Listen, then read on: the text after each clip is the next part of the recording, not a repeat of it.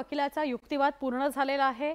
विधानसभा अध्यक्षांच्या निर्णयावर शिंदे सरकारचं भवितव्य अवलंबून आहे। त्यामुळे आता विधानसभा अध्यक्ष कोणता निर्णय घेतात याकडे महाराष्ट्राचं लक्ष आहे।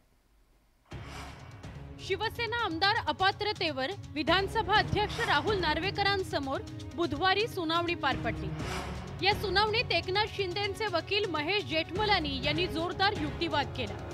सुनील प्रभूंची निवड बेकायदेशीर असल्याचं महेश जेठमलानींनी सांगितलं। तसंच विधिमंडळात झालेल्या पक्षविरोधी कार्यवाहीसाठी अपात्रता कारवाई करता येते, मात्र विधिमंडळाबाहेर अशा प्रकारची कार्यवाही करणे म्हणजे व्यक्ती स्वातंत्र्यावर घाला असल्याचं त्यांनी सांगितलं।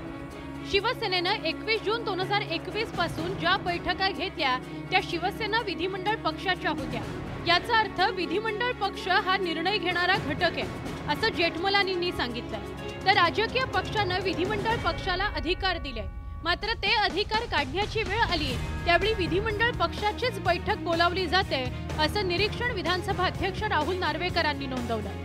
ते बरोबर असल्याचं सांगतानाच शिवसेना पक्ष फुटल्यानंतर उद्धव ठाकरे यांना विधिमंडळ पक्ष आठवल्याचं जेठमलानी यांनी युक्तिवादादरम्यान सांगितलं।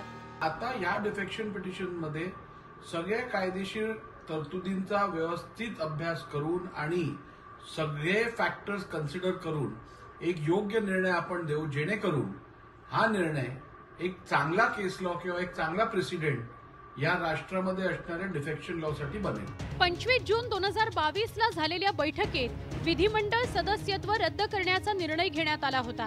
तसंच राष्ट्रीय कार्यकारिणीच्या बैठकीत उद्धव ठाकरे यांना पाठिंबा दर्शवण्यात आल्याचं सुनील प्रभूंनी सांगितल्याचं जेठमलानी यांनी निदर्शनास आणून दिलं।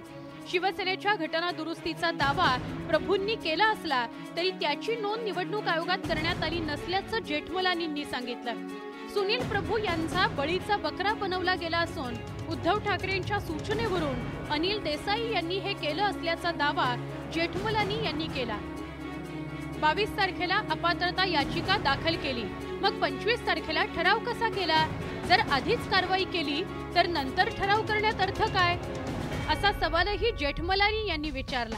आमदार अपात्रता प्रकरणी निर्णय घेण्याकरता सुप्रीम कोर्टानं विधानसभा अध्यक्षांना 10 जानेवारी पर्यंतची मुदत दिलेली आहे। त्यामुळे विधिमंडळ अधिवेशनादरम्यानही सुनावणी घेण्यात आली। अध्यक्षांच्या निर्णयावर शिंदे सरकारचं भवितव्य अवलंबून आहे। Bureau report, news 18 Lokmat.